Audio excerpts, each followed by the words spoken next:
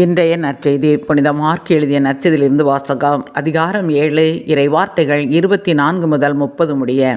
இயேசு எழுந்து அங்கிருந்து புறப்பட்டு தீர் பகுதிக்குள் சென்றார். அங்கே அவர் ஒரு வீட்டுக்குள் போனார். தாம் அங்கிருப்பது எவருக்கும் தெரியாதிருக்க வேண்டும் என்று விரும்பியும் அதை மறைக்க இயலவில்லை.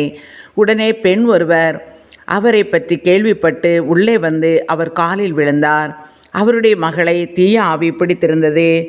அவர் ஒரு கிரேக்க பெண், சிறிய பெனிசிய இனத்தைச் சேர்ந்தவர். அவர் தன் மகளிடமிருந்து பேயை ஓட்டிவிடுமாறு அவரை வேண்டினார்.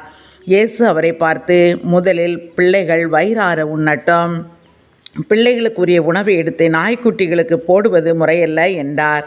அதற்கு அப்பெண், ஆம் ஐயா, ஆனாலும் மேசையின் கீழ் இருக்கும் நாய்க்குட்டிகள் சிறு பிள்ளைகள் சிந்தும் சிறு துண்டுகளை தின்னுமே என்று பதிலளித்தார்.